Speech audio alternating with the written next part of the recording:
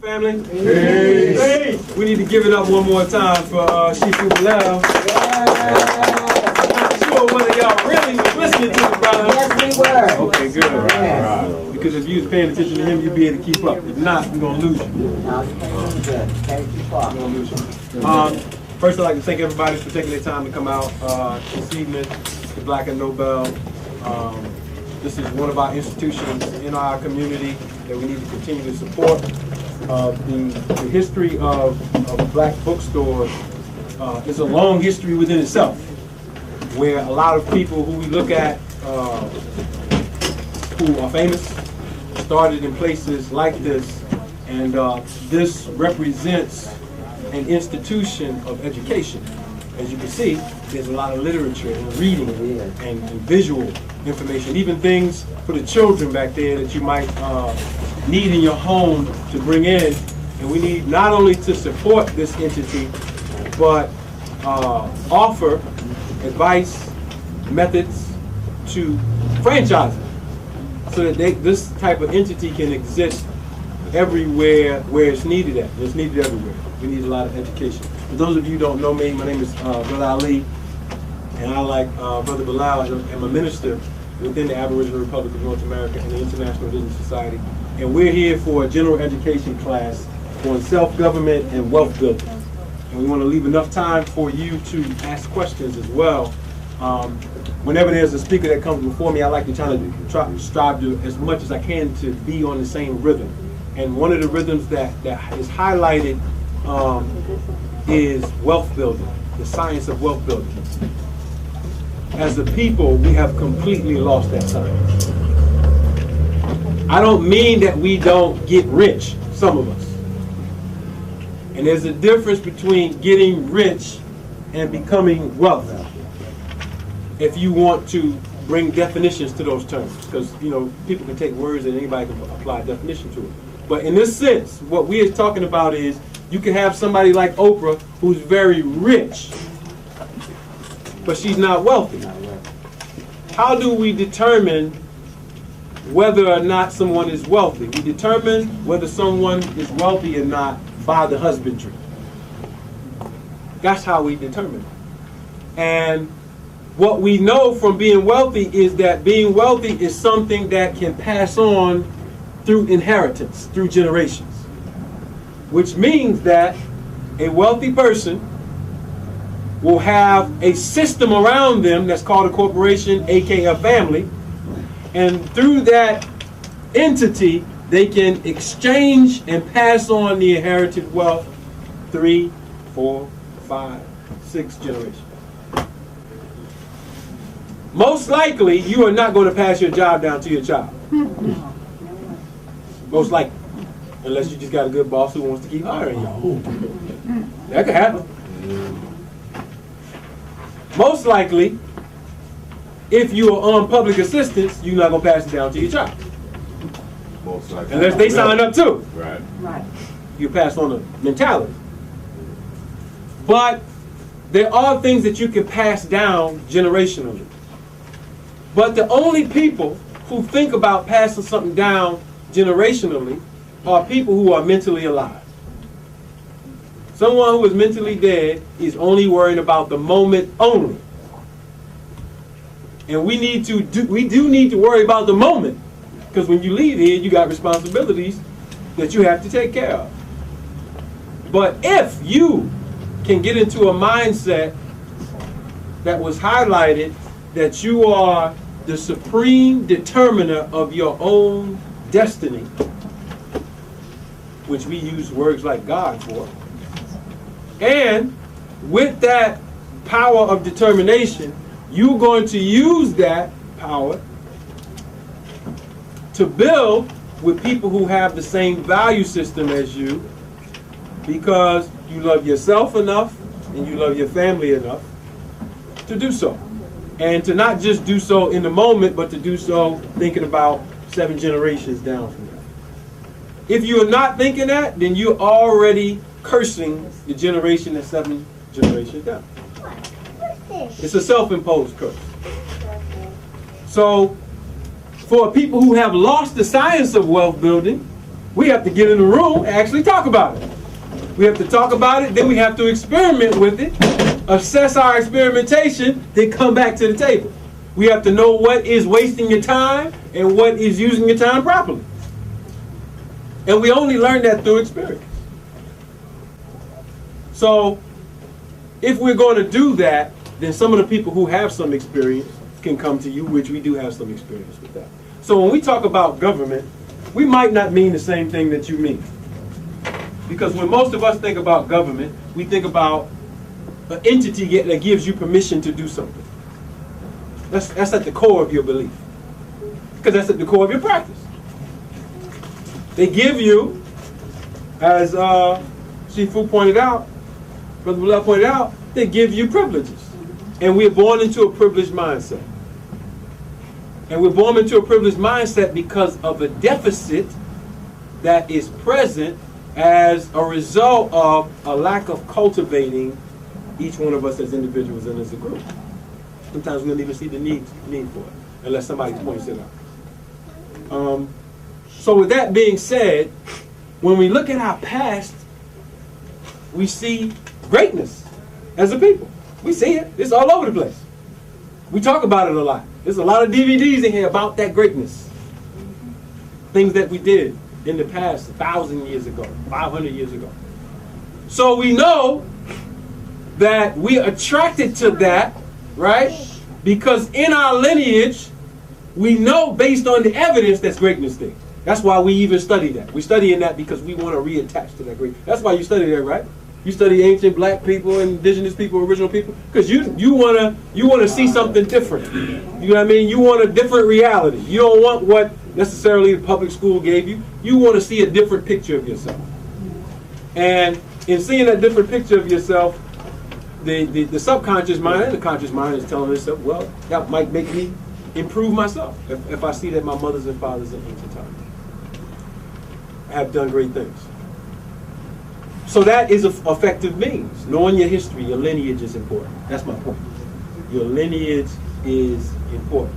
To deny your lineage is to live in the now with no compass for where you were and where you're going. You have no direction. So we have to also admit that we lost that information. Is that correct? At some particular point, our people lost a lot of information through something that we call slavery. That's the name we give to it. We lost a lot of knowledge. And then, as we were going through slavery, different people started getting pieces of the puzzle back.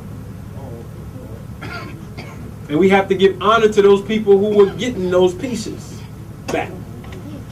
And respect them for what they have done without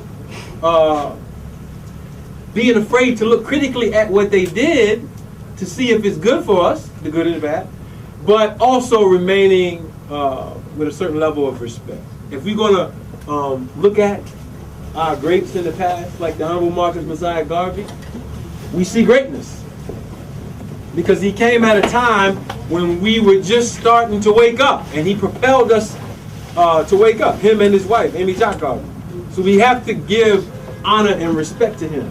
But anybody who thinks that they can take the same exact methodology that was being espoused by the UNIA in 1920 in 2012 is confused. The core concepts are there. Race first. Everybody practices that. They understand. And some of our people need that because they need pride in themselves. So we can honor Marcus Mosiah Garvey and Amy Jacques Garvey and all the members of the UNIA and the ACR. We can honor a Prophet Noble Drew Ali. A man coming to teach a certain knowledge at a time where it was not only unpopular, but it could get you killed. So we see a lot of Moors coming up today, coming into the knowledge of their nationality and their birthrights, and it's become more prevalent. And we should give honor and respect to Prophet Noble Drew Ali for what he laid out. And a lot of it is very useful, but some of it, in my opinion, is not useful today. It would be a poor strategy to implement it just as it is, or as it was. We have the Honorable Elijah Muhammad, who probably did the greatest work amongst us as far as propelling us from a particular point where we were in Jim Crow and had no respect to getting black people respect in America. And building economics and dealing with the deep psychology of the hatred of our own selves. And showing that we could raise clean men and clean women up from the street. You see what I'm saying? So we have to give honor to him and all of them. I'm mentioning these people just to bring, that's a libation for me. You know what I mean? We didn't start off with a libation, a formal libation. That's my libation.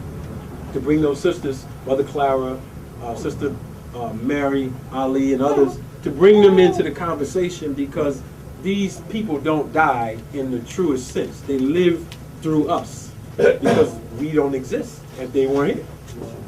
So we have to give them respect. But we can also look critically at what they brought and say, what is it that we need today? And if we're going to deal with wealth building, then they gave us some good pointers. Because we have to know how to build wealth if we are going to survive. Wealth building is a survival mechanism. And survival is not a bad word, it's a good word. I mean, you want to stay here, but you want to stay here and be functional. And what we are calling money, which is just symbolic, money can be anything that is collateral. It could be a house, it could be a car, it could be something that you own. It could be pieces of paper, it could be whatever. It's just an aspect of wealth. The greatest wealth that any of us can have is the knowledge of self. That's the greatest wealth. There's no greater wealth than that. And different people, when they say that, they mean different things, but hopefully we can be clear what we mean when we say a knowledge of self. A knowledge of self is a certain type of awareness of your lineage and how it applies to where you are now. Most people forget that last clause. It's a knowledge of your lineage. That's good, right? You got a lot of knowledge of our lineage and how it applies to the now. That's important. All right? So if we're going to talk about how great and magnificent the architecture of a certain place was, Teotihuacan or the Giza Plateau, what is the relevance now? What does it mean now? How can we use it now? Now, one of the things that will propel us forward in the realm of the knowledge of self is practicing what we preach. You cannot be dishonest and be successful.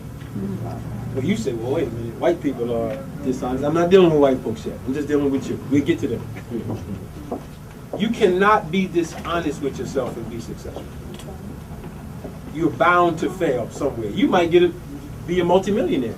But I know personally a lot of multimillionaires who are disturbed as hell. They call me for psychological help. And the people who are looking outwardly at them would say, why would they call you?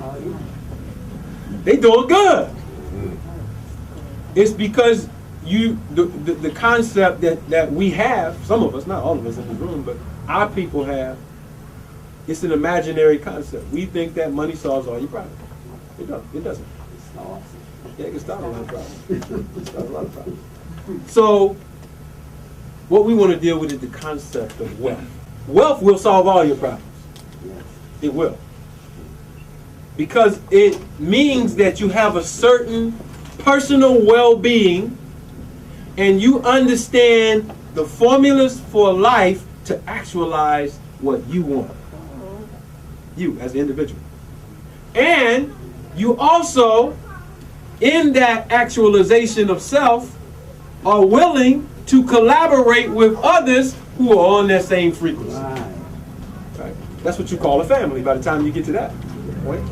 And then when you have those families who are on those formulas, you have a real community and a real nation. Now, when we look at our condition as a people, the different levels of our condition, there are various aspects. Some of us have some wealth, a lot of us don't. And when we look at our condition, we want to change it as a group. which means we have to change it as individuals. And if we're going to do that, we need some formulas.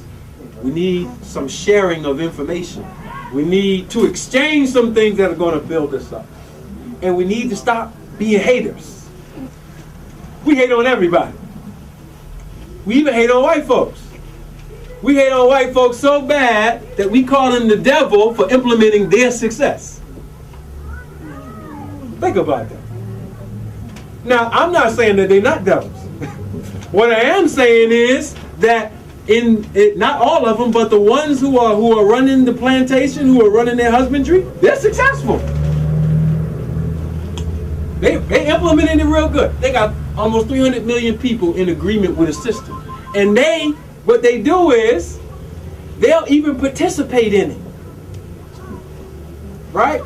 To mask that they're not different than you. The richest people in the world got birth certificates too. Right? Yeah. Warren Buffett got a birth certificate. But it's cool because he knows something that you don't know about the document.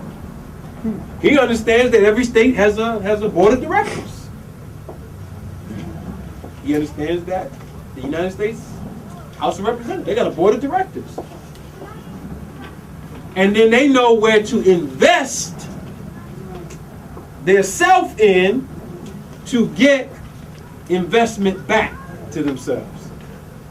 So this is a chess game, and you on a chessboard, and you have to learn how to play. You have to learn how to play. You need information. You need to be informed about how to play this particular game called the United States of America. Tonight, the United States of America is going to be a board game. And you on it. And you have to figure out how to implement scientifically, mathematically, the formulas, your individual goals for wealth building.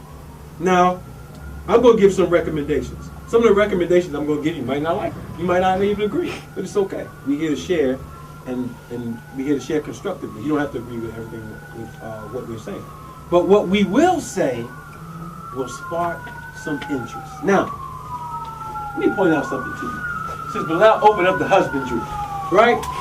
And he laid down the laws of husbandry and made a comparative analysis of the plantation to today's modern society. And how wealthy people run based on the science of what they consider to be secrets, which they hold sacred, which means they ain't telling you. Because you're not supposed to know. Because in their mind, you are the fodder, and we need to get the energy from you, so we're going to do it by any means necessary. Now, what do I have up here? Y'all can barely see this because of the lights, but I have a site that deals with the registration. Oh, beautiful. There you go. You had it. There you go. We good. That deals with registration of businesses. Now, I'm not mad at this site because I got companies on this site. I got some. But it's interesting that you can go to the site and you can type in U.S. House of Representatives. Now, everybody see that word? C-O-M-P-A-N-Y? What does that mean? Company. So you telling me the House of Representatives is a company? Now, I could just go as well and type in Supreme Court of the United States of America. It's a company. What is a company? A company is a corporation. What is a corporation? Let's not get spooked out by white patriot groups and start thinking, oh, the corporations are going to kill. A corporation is just a family of people who have an ideology. It's called the Articles of Incorporation, and they implement that idea and vision for the people who will get benefit in that body or that family. So, what we think, this is why I prefaced about the issue of government. What you think is government, all right, it may be government in the sense of generally governing people, but it's not what you think it is. I want to demystify you from what you think is white supremacy and make it real clear to you what it actually is. Because when you say, most of us when we say white supremacy, we complaining. That's what we complaining about white supremacy, which means we don't have a remedy. It's a complaint. That means that you want white people to do better, the ones that's causing the problem. But they're not going to do better. They're not going to change it. And they set up something that they learn from us. All right? They learn the science of wealth building and family from you. They infiltrated you. Anybody got a Masonic Bible in here? All right. In your Masonic Bible, I think it's question number 79. It might be 80 now. But they ask the question, where is heaven? That's one of the questions in it. If you got the Bible that I'm talking about that has 160 questions prefaced to it, well, you know what I'm talking about. All right, so I won't quote it word for word, but I'll do the best I can with the comment. It said, where is heaven? And the answer was, heaven is the foreign land. Now, this is a book of people who keep secrets. And they're in offices and been presidents, and they're part of a family, a fraternal order, a rites of passage, where you have to go through it, through 3 degrees and then some auxiliary degrees to learn certain things about building, masons. But in there they have a question of where is heaven, and the answer is heaven is the foreign land. Then they have another question, right after that, what is hoodwinked? And they tell you to go see Genesis 3, chapter 3, verse 5. And that verse deals with the snake whispering in the ear of Eve. And in the question about heaven, their commentary said that they had to enter heaven. So in their concept, these are the people who translate your Bible now. They translate it from the original text, the groups of people. Their concept of heaven was a foreign land that they had to penetrate to get to, because if it's heaven and they're referring to it as heaven, that everything is there. Juices, honey, berries, everything, silk, you know, all the things we learn about heaven. Everybody want to be in heaven. So they invaded. What they're telling you about is their invasion. All right? And they're telling you Genesis 3:5, but they're telling you the secret to the invasion, the booty. Y'all like big booties, right? They like big booties too, in the sense of war. So, hoodwink heaven. So, Minister Farrakhan, he wrote a song back in the day. What's it called? White man, a white man's. There you go. Yeah, y'all got it. All right. So yeah, that's true. So if they go to heaven, then they're gonna flip it over and make it their heaven. They put you in hell. But they did it through forming themselves into bodies of people. Now, when they came to this country, they came as what? Chartered corporations, right? And they lived in little small villages. Some of them lived in the side of the Delaware in little caves. They couldn't come up on the land yet because they had no power and strength. They dug out little caves that you could still go down and see all the way down to Delaware, and they lived in those caves. And some of them would come ask the original people on the land, you know, can y'all give me some food? And, you know what I mean? Then they start trading, right? But they had an agenda. They had a plan. They came friendly. They ain't come taking over everything like they tell you the story now. They were starving. They had to go through a lot to get, I'm trying to lay a point, I'm not trying to make fun of them. They had to go through a lot to get where they are today. They had to fight wars. They was willing, based on their personal objectives, to kill other people to get to their particular goal. And they were the minority and the weak party. So they had to lose a lot of battles.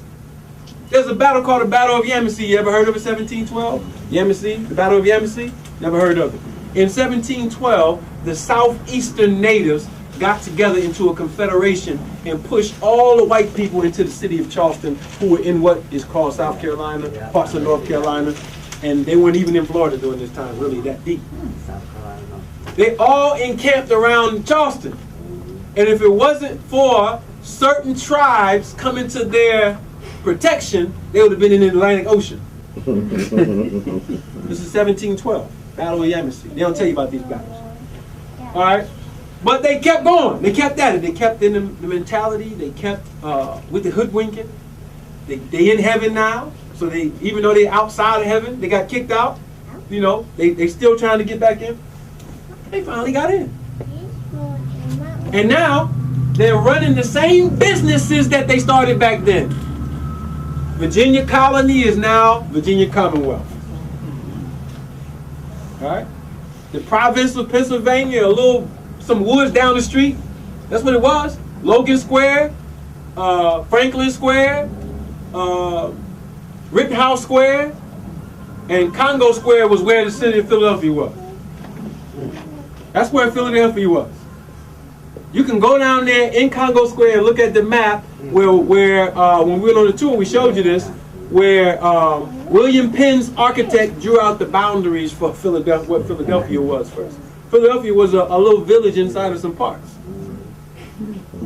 But they was willing to go to battle for what they wanted. And they did over centuries. And they now have bigger corporations. The biggest one is called the United States. And it has sub-corporations called the Supreme Court. Right? These are businesses. They have a lineage to families who started them. So when you see these Supreme Court justices and he says, I'm a 9th generation lawyer, what is he saying? He's saying, I know my history. He knows where they came from, coming from Europe to build themselves up. Why am I pointing this out to you? Because that's what you're going to have to do. That's what you're going to have to do. You're going to have to get on the map and learn the science of self and family to build. So when you see this kind of stuff, sometimes I show people this kind of stuff and they get mad. Man, that's a corporation. I ain't got to submit to that. I ain't going through that. I ain't trying to. That's a legal fiction. I'm a real live, breathing man. Shut up. Shut up for a minute. Just to listen, not to shut up and tell you shut up. Why? Because the way that most of us are being taught, sometimes even in the DVDs, to fight back is stupid. Go in court and represent yourself more. Islam. I'm standing on my square. You represent the Roman Republic. I represent. Hey, shut up. That ain't gonna get you nowhere. You know why it ain't gonna get you nowhere? Because you ain't caught by yourself. There's no unity. So you need another formula. We need another formula. What is the formula? You have to start, not with their formula, with your formula to build wealth. And what are those formulas? They're very simple. If you're going to have a knowledge of self, you need a knowledge of your lineage. Not guessing. Not spookism. Lineage. Principles. The principles are the absolute mathematics which will guarantee your success. And that type of system is what we call a rites of passage. Everybody ain't down with that. See, we think that we are brothers and sisters and down for each other just because we call ourselves black people. That's crazy. You got niggas that will set you up and get you roped up. That ain't my brother. Do you think a little bit of Dusty Carbon is going to make you my brother when I know you will sell me short? No. When you be running down to the DA like, yeah, that's Brother Ali, they trying to run a secret government. I've been into one of their meetings and they showed me all the papers and the files. And they got, this is their plan over the next 10 years. Y'all better go down there and stop them. You know what I mean? Niggas. The Negro cannot be trusted. He and she have a disease. We diagnosed it. We're the first to discover it. It's called Negromania. And Negromania will make you do the dumbest stuff that you could ever think. That's not a healthy human being. They need to be isolated for a certain period of time. So my point is, don't come to me talking about are we down because we ain't down. We ain't down just because we African Americans, we black. No, just because you say you are more, you got to fast. I'm supposed to trust you. No. See, we got to have a value system now. See, because self-government, now you're dealing with yourself, it starts with what is your value system? I eat Popeye's chicken. Cool. That's your self-governing system. Anybody mad at you? Keep eating Popeyes. Now, if you get the results of it, right? Cancer, my liver messed up, I got tumors, then you say, oh man, I'm in trouble. Let me go down to Dr. Ali. I heard he a herbologist. He heal people. Give me them herbs and heal me. I'm gonna do an interview with you. And you're not gonna like what I gotta say. You see what I'm saying? You're gonna say, man, I thought y'all told me Dr. Ali could cure somebody of cancer. He asked me all these questions about my personal life. What that got to do with me getting some medicine? You know what I'm saying? Negro. So it starts with your self-governing system. You got to bring something to the table when you come into other people. And then what binds us together is the value systems. What makes us brothers or sisters is a system of accountability. Because when you form a corporation, you got to have your articles of incorporation. Right? So the Articles of Incorporation for the United States of America was the Constitution. They formed that body and said, we all going to agree to this. Everybody who come in office, take an oath to it. Even if you don't know it, you still take an oath to it. So the question is, what is the Constitution for black people? It don't exist. There is no Constitution. The Constitution for black people is do whatever the slave master told you to do at any given point in history, even now. So we have to reevaluate what is real family and friendship. Sometimes your own family is the one that's calling the FBI. That's right. It could be your sister. Is she really your sister? No. Just because y'all got the same blood? Not if we don't have the kind of bond where we can say we really riding for each other. That's family. Sometimes we get with someone as a partner, a mate, or wife, and we got different value systems. That's political warfare in the house. Right? Well, this is what I believe. Well, this is what I believe. How did y'all get to being married? That means y'all skipped the courtship. Right? Y'all skipped it. Or y'all had sex real quick and the baby came and then it's like, oh man, wait. All right, I ain't gonna leave a mistake. You know what I mean? So we have to stop. We have to stop that kind of behavior. And we have to come with some better formulas. The formulas are when people come together, they form a corpus, a body, and they need a value system. The value system is the checks and balances to see who can remain in the jurisdiction, functionally. And when white people set up their jurisdiction, what they said is, listen, we're going to steal people, we're going to rob, we're going to kill, we're going to do whatever we got to do. We're going to even do it to our own people. We'll make them 14th Amendment citizens. Matter of fact, we'll get birth certificates too. But we know the secrets. We have the secret meetings. We know where the investment is. And if we're going to be wealth builders as a people, that's what we have to do. We have to have corpuses and bodies of people who know how to look at what's going on in the neighborhood and to see how it's being taken over and stop being renters. And if you got a mortgage, you're still renting, and become owners.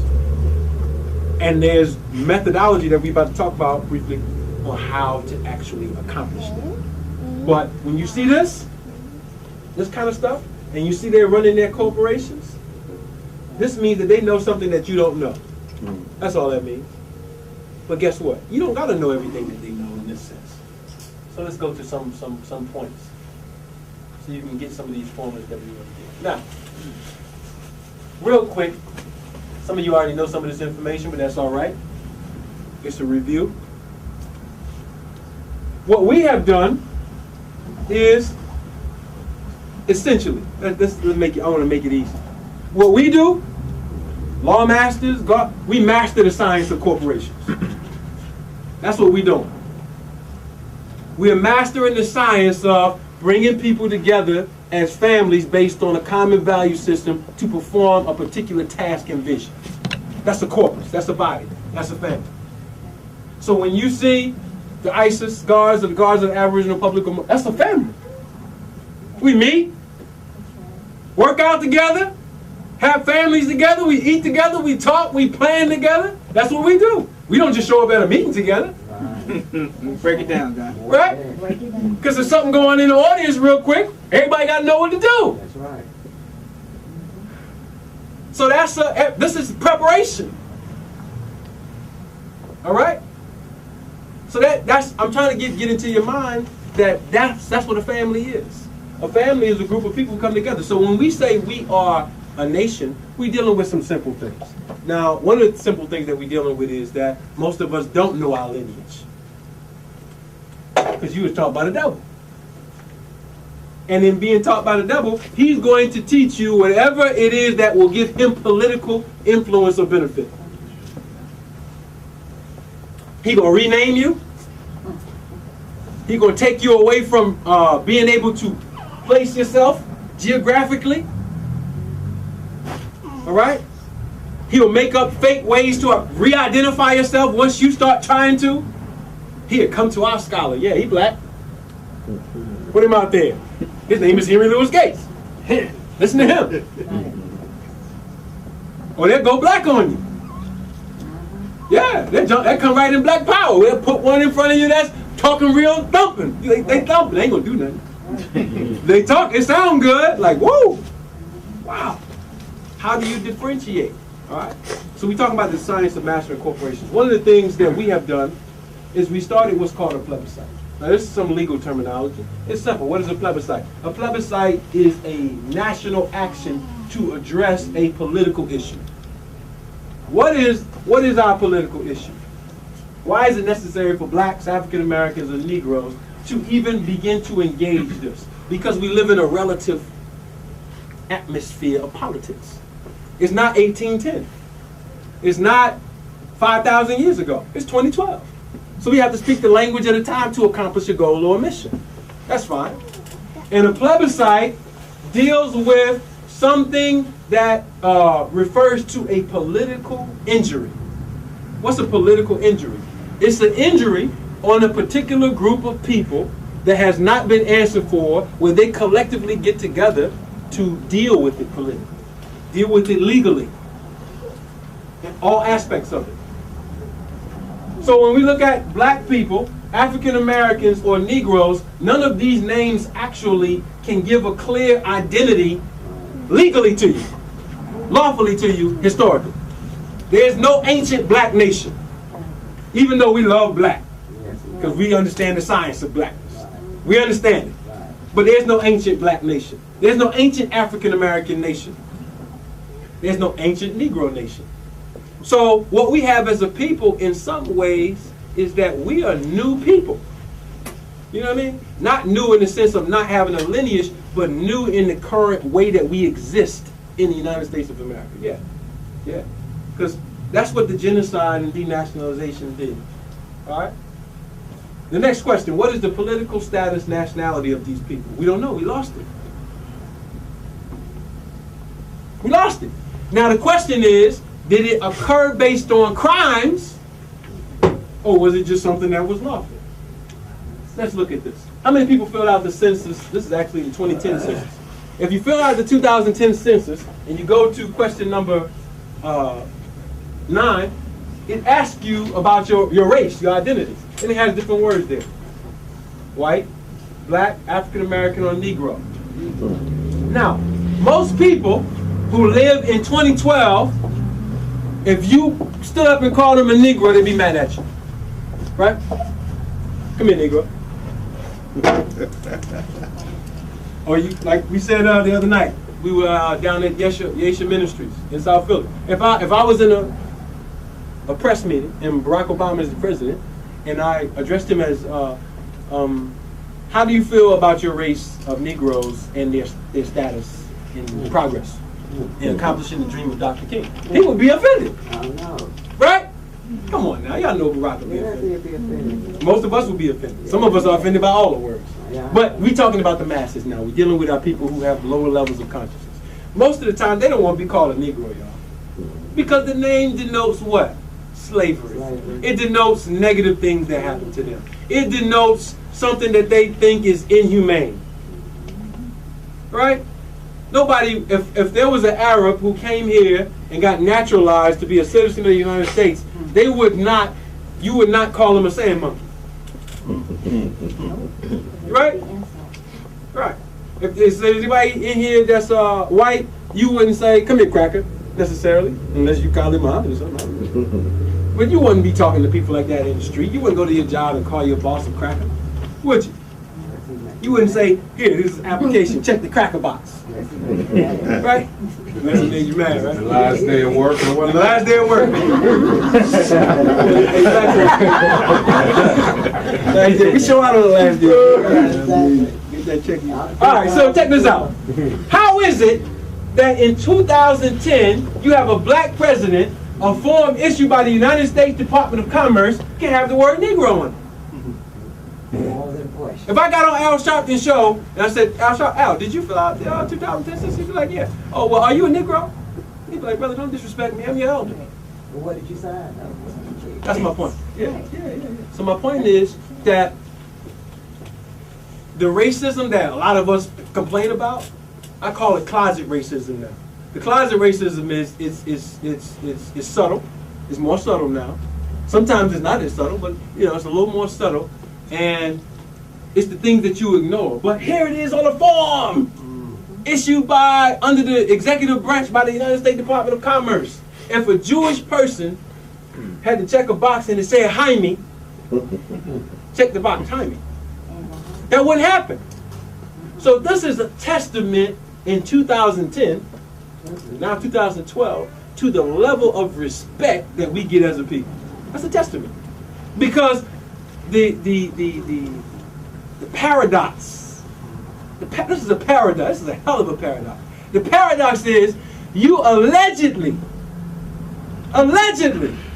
have an African-American president who is shown as the accomplisher of the dream. That's, most of the people are happy that Barack Obama is the president. Our people.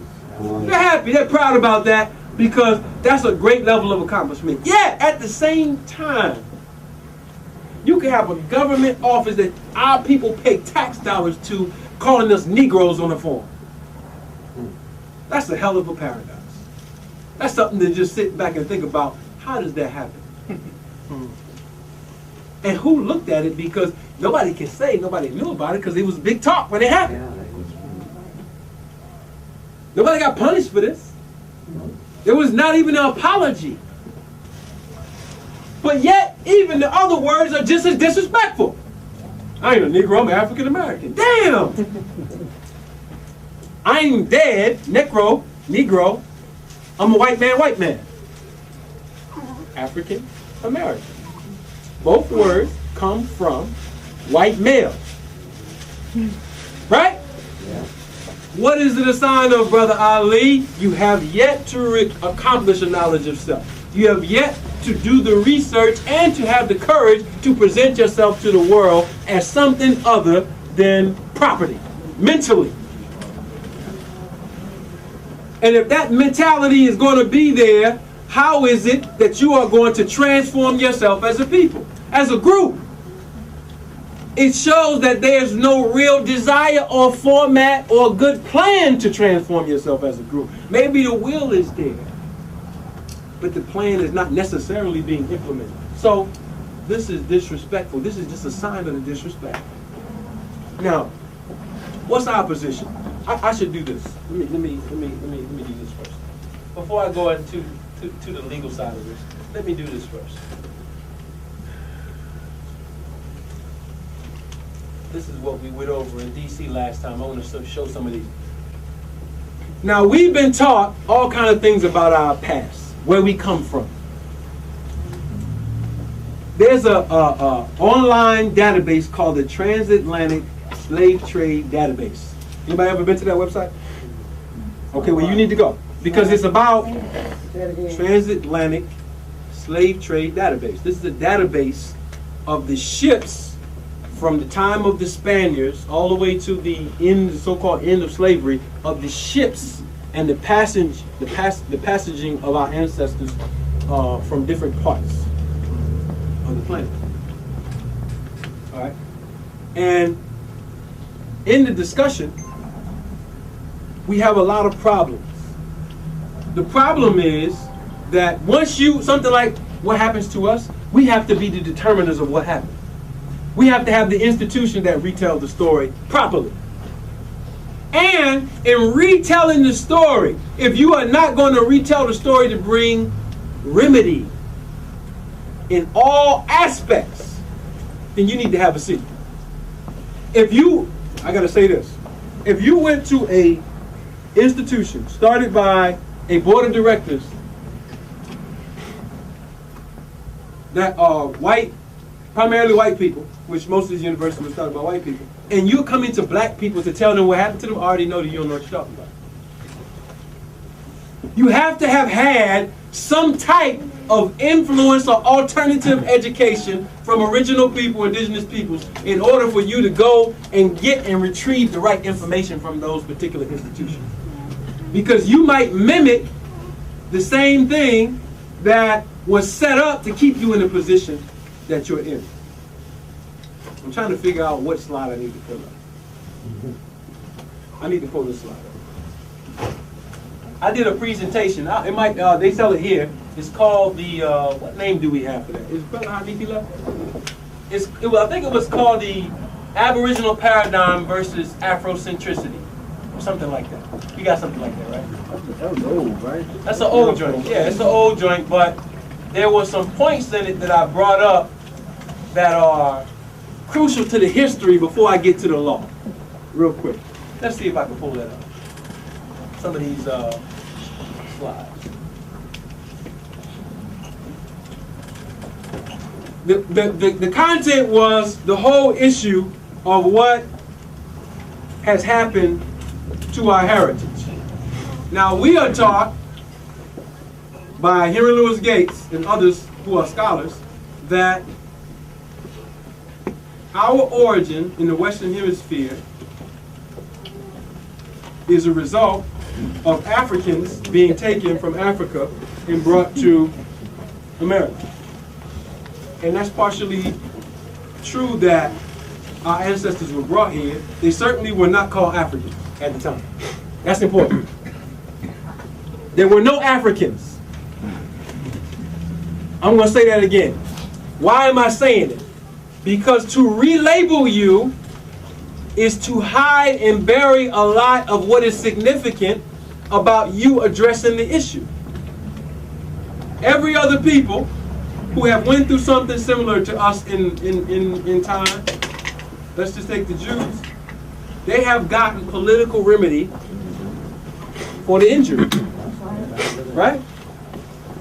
The reason why we're not getting political remedy for the injury is because we have to reformat what happened and know the legal process to get some remedy, and we have to know the formulas within our own circle. W.E.B. Du Bois, everybody knows what it is, right? I don't have to go through no history. W.E.B. Du Bois.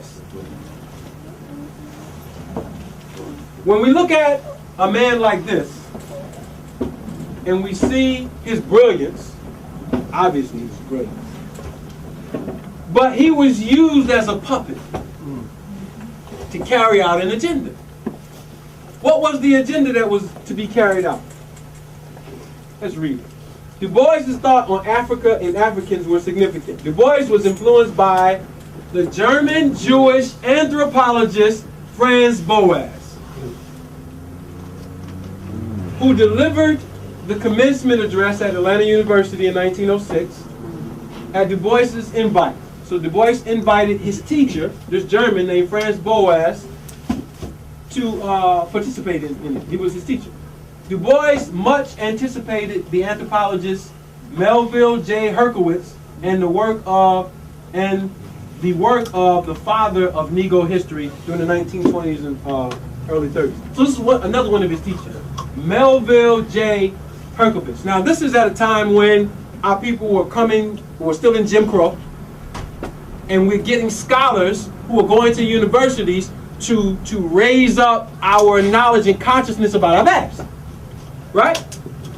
And it's interesting that you have two Jewish prominent professors who had a great influence not only on him, but the early Afrocentric thought. I'm bringing this up for a point. Here is Franz Boas, all right? And here is Melville Herkowitz, both Jews, all right? Now, I'm about to bring up some hot topics. I hope that I don't upset nobody. Because I don't want to upset you because I know what happens when you get emotional. You can't think. All All right? So if I say something that you don't agree with, just I'm giving you a pretext. Just put it on the side and say, I don't agree with that, but I keep listening. Because some people amongst our community in the past have been influenced by certain hands and behavior that they were not fully aware of. They were just doing the best that they could with the information and knowledge that they had. And we're not going to denigrate them for that. There was an institute at Columbia University called the African American Institute. It was headed by a man named L. Gray Cohen. He was the director of the School of International Affairs and the African American Institute. This institute was a CIA-funded organization through Columbia University, made specifically to control the knowledge about our Afrocentric thought during this time. The climate of the time was that you had the UNIA making great impact. All right? And the interesting thing about the UNIA that made it so beautiful is that it brought in different groups of people. There were Moors in the UNIA. All right? There were Muslims in the UNIA. All right? So that gives us a template to work from. When you are engaging our people, speak the language that covers everyone. Because all of these systems have a common root. You see what I'm saying? And even when we're dealing with politics, if we bring back those traditional roots, we can do a lot of work. But these particular people who set up this institution had an objective. I'm going backwards. This is a paper called Columbia and the U.S. Intelligence Community that talks about how the CIA works through these institutions to control the people who come out of those institutions. I'm going to show you some of the faces. This is one of the Rhodes Scholars, Alan Locke. All right? So these people, I'm showing these people because they're brilliant. They come from our gene pool. They're brilliant. But they get curved to go in a certain direction. And they're the people that we consider authorities on subjects, and then we shape our political remedies based on these people. That's what happened. That's what occurred. All right? Let me go back.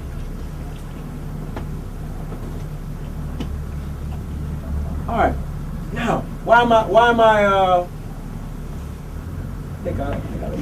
okay, yeah. This is where I can. I'm gonna get on the right page. All right, I'll start here. Now, some of you have studied some of Steve Coakley's lectures. They're probably here, and you learned about the fraternities and the sororities in colleges. The fraternities and sororities in colleges, the primary purpose of them is to draw away the intelligent people in our community, to put them into and make sure that they never have any stance towards what we call white supremacy. They are made and fashioned to only want to integrate with the ideals and vision of the slave master. They don't call it that, but they call it, being American. And, whatever. And Dr. Coakley, I'm going to call him Doctor, Steve Coakley gave us the science of the Boule. Now the Boule, Sigma Pi Phi, were the head fraternity of all of these fraternities, 4 female and 4 male. But the reason why they set up this is magic.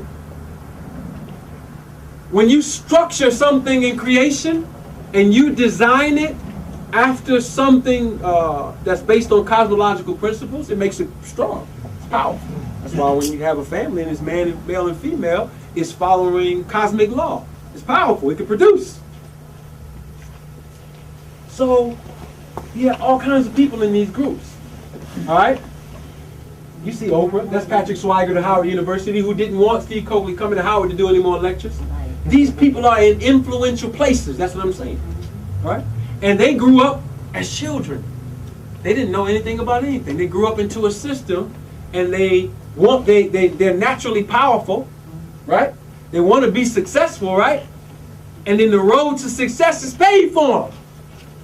So instead of producing someone who will work for us, because we don't have that lane open, they go work for the enemy.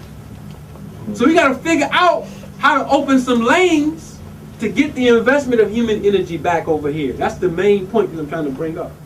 So all of these people that you see and this intelligence work that was done to curve out people in a certain way. Now, we are dealing with social scientists who have enough time, because they got enough investment, tax dollars and other things, to sit in rooms and plan how to destroy and control people. Now, if you don't have a counter, you're automatically defeated. I'm going to say that again. If you don't have a counter, you are automatically defeated. So the question goes back to your corpuses. Who is sitting in a room for you planning the social integrity and fulfillment of progress for your people? Ain't that many. Ain't that many. Who sits down and plans forward 20 years for you and your particular vision that does not with the matrix? That's a good question. And if you don't have it, how do you develop it and protect it? I'm not going to sit here and call the white man a devil 1,000 times to make you feel good, because you're going to get tired of hearing that. That's right. You got to do something. So, why am I pointing out this African American Institute? Do you know who was a part of this group? Did you know? Did you know that John Henry Clark was in this organization? Now, I got the papers to show that he was in the organization. Now, I'm not saying that John Henry Clark worked for the CIA. I'm not going to make that statement. But I am going to say he was around at this time. Now, he's passed on. Dr. Bing was in this organization. Listen, don't do that. I'm not telling you that for that. I'm telling you that these people are brilliant and they have taught us things, but they were missing a lot of things too. You see what I'm saying? And they came through a certain rhythm. All right? What's the brother who teaches at City College now? Jeffries. Jeffries was in this organization. He's still alive now. I did a radio show where I said that I haven't been able to get in contact with him. I got a way to, but I haven't been able to. I won't even say he's a boy now. I haven't been able to. I want to ask him about what he knows about the foundation of this organization. The African American Institute, let's see if I got this slide. Du Bois was a part of it. The African American Institute, the trustee and funder of the African American Institute was the CIA, and Al Gray Corn was the head. Arthur Krim was also a funder. Who is Arthur Krim? Now, what I'm trying to show you is people who have built their husbandry up and what they do with it to keep you in a certain pocket.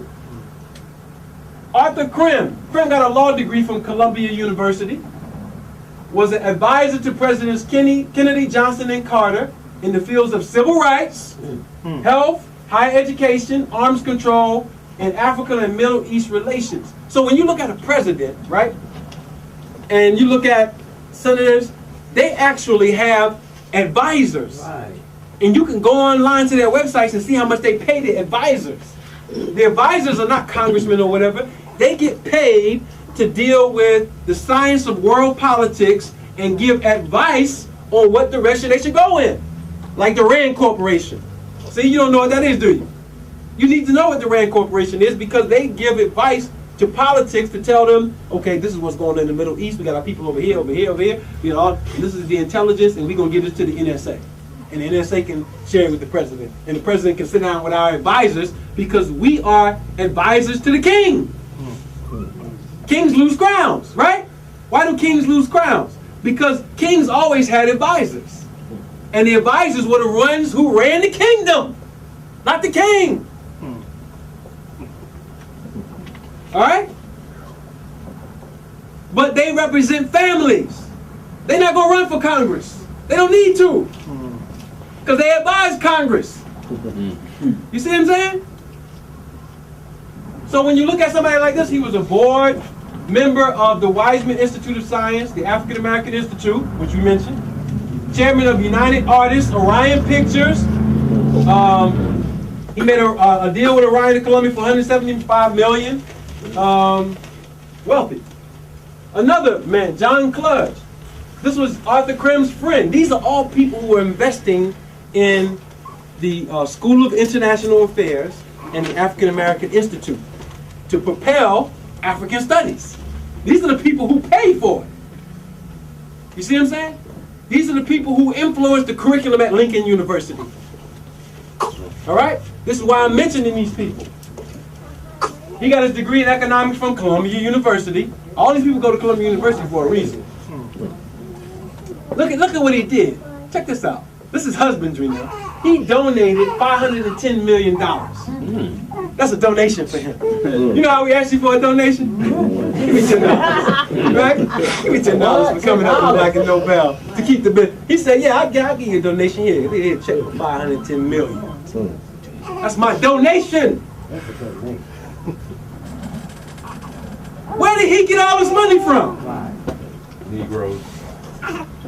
What's his family lineage? To the point where he could have 510. Now you know his children got that money. Because he's donating to his what? His university. And he's alumni on. He's on the board of directors. It's his corpus. They have a value system. It's implement what we want. Check it out. He's the founder and outgoing chair of Columbia's International Advisory Council. This is his quote. I think it's very important to have imagination and very important to dream. But I also think it is important to keep ideas to yourself until you are implementing them. That's wise. That's wise. That's right. You're secure with your idea, they're going to back up out of that thing real quick. Because the white man been so good to him. He been so good. He been on time. The lights go out. You call Pico. Ain't a long wait. You know what I mean? You get it right on time. They come right out there. Our outage, or we'll be out in 5 minutes. You see what I'm saying? You like that, sister. You like to have a man come and fix the wire when it's broke. You don't want to have to call, like, I'll be there tomorrow. All right, I'm coming to fix it. Call Uncle Ray Ray. My point is that we have to become more productive and functional, and we have to divorce ourselves away from colonization. That's hard. That's hard. The reason why we don't work together is because we don't trust each other. Because we know we Negroes. Right? Nobody trusts a Negro. So what you talking about we gonna work together for? It ain't happening. So with that being said, when we look at that husbandry factor and we look at wealth building and the science of government, all we are saying is all of the books that we have in here that's teaching you about the 42 laws of Ma'at and all of this, it's fake if you don't live it. Somebody pull out that Ma'at card on you, this is number 34, you're supposed to be, you walk right past that thing. Go outside, hop in your car, as soon as you get to the stop sign, you stop. Right? You follow me? You making sure, you looking both ways. Well, there you go right there, you looking for the police. I ain't gonna run this one. Got the ump swinging in the car. You see what I'm saying? You follow that colorable law down to the T. But when it comes to your law, it's recreation. I follow when I want to follow. Because ain't nobody enforcing it. You know what that's called? That's called a savage. A savage is someone who you have to force to follow that which is natural with the consequence of punishment if they don't do it. So now we have become savages, programmed to become savages through a false corpus that we are living within, which we call a government. So now, if we're going to be wealth builders, we need to figure out the science of how to share wealth amongst people who have the same mindset and not think we're going to save everybody. We're gonna get everybody. No, you're not. Some Negroes ain't coming. Leave them alone. Yep. Love them as much as you can. Share as much knowledge as you can. And then go back to your corpus and make sure it's all right. Right. So you can get up the next day and go back out and make sure that it's growing and it's expanding. We run those kind of things. We run a Rites of Passage Society where we run businesses in it. We have a business called Indigenous Land Investment. That's the last thing I wanted to mention because I know we're out of time.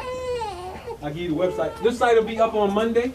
I'm going to talk about some of the things that we do. Indigenous Land Investment. This is an indigenous investment operation that we're going to start our pooling period from, where I'll give you an example. We're dealing in real estate and a few other things. So if you become an investor, you have to be a part of the tribal government to be an investor.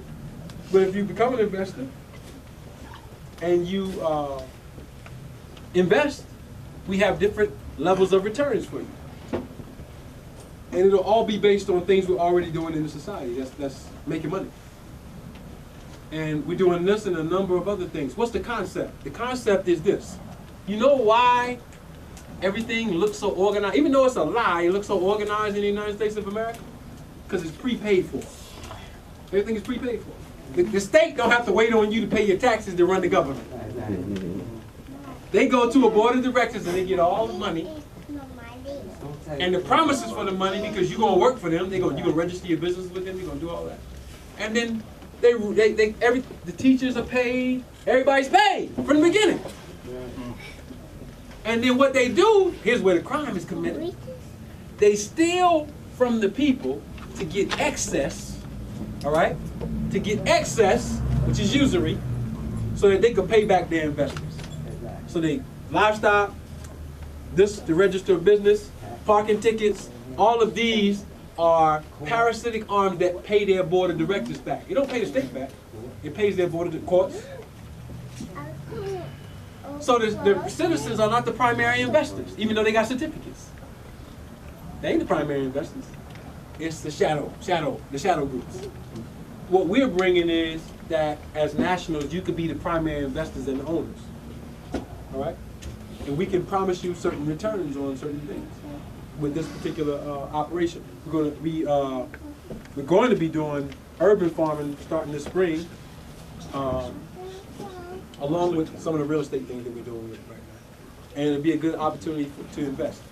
And when you go to the site, you'll see more information on it. There's other things that we do too. We have a ministry of health where we certify our own indigenous doctors. We have a school of law where we certify our own indigenous lawyers because we need them because we're expanding and we're doing certain things. And what we're saying is you got the right to do all these things. Even the United States backed the Declaration of Rights of Indigenous People. We don't know who we are though. We quote the lessons. Who is the original man? The original man is the Asiatic black man, the maker, the owner, the cream of the planet Earth, father of civilization, God of the universe. Original man. I'm the original man. Well, why you got a birth certificate from the devil then? You follow me? Where's your Aboriginal original certificate? You say you're the nation of gods and earths. You say you're the nation of Islam. You say you're a nation. Let's start functioning like a nation. You see what I'm saying? Let's see. Nobody is gonna be mad at us for doing that, because everybody has the history of what happened to us and is happening to us. So if you want to change the situations, you have to change it by wealth building. And wealth building is something you could pass down. We can pass down indigenous land investments to our children. We can do that. We can pass down proper structures, marriage structures. That's a rites of passage to our children. We could pass these things down. What are we going to pass down? That's the question. What is the inherited wealth? If you're going through particular things in your life, you need the science to measure, to make decisions based on success, not only how you feel. You might be married to the wrong person. That's why you're having so many problems. Come get a reading. We have a cosmology department. Come get a reading. Let's look at the math to see how this person compliments you. Let's look at the energies. Is she walking in there and she got tight jeans on? I already know why you got a problem, brother. I ain't gonna say that. Why she wearing tight jeans and she your wife? She going outside, leaving you to show her ass. She's leaving you to show her ass. Who she showing it to? Hey, Who she want to look at her? hey. If it ain't you. That's a groom mentality. You see what I'm saying? She should want to cover up and be modest like, this is my husband's jewels. You ain't gonna be peeking on my jewels. Right. You know what I mean? Why she ain't like that? Brother, why you going outside, you got a white beater on? You went and did some pull-ups and some push-ups, can barely do 5. Get a little swole. Get on the bike or whatever. You know, I'm going out.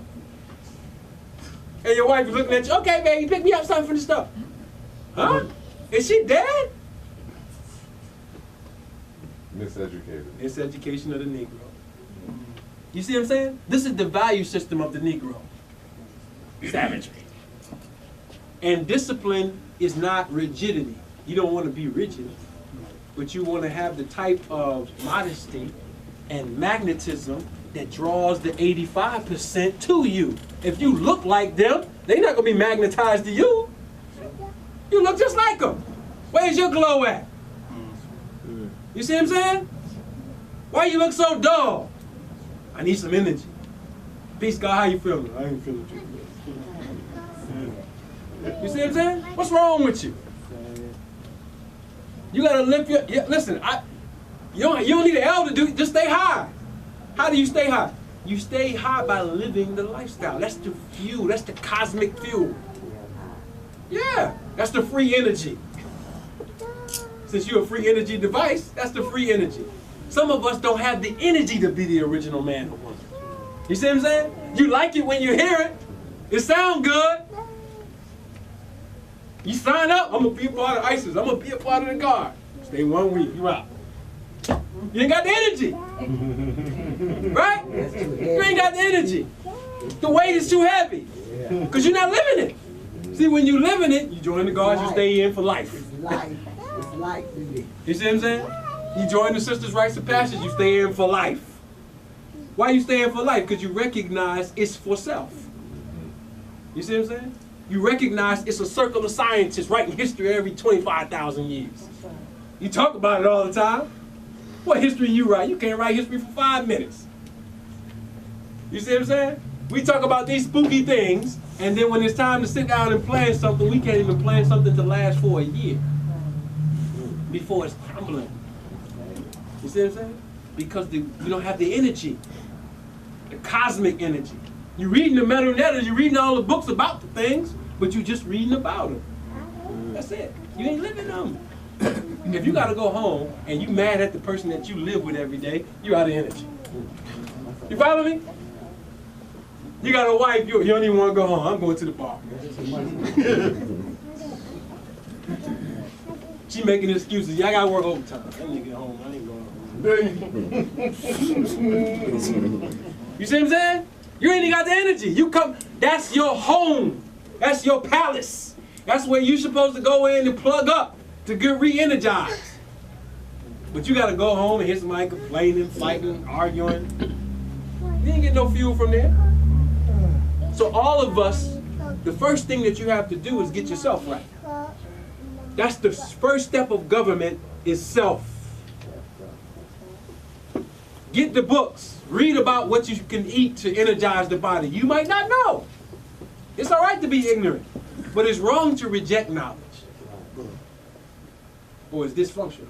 I want you to say right and wrong, because right and wrong don't exist. It's just functional, dysfunctional. So we can get ourselves in the positions to be better.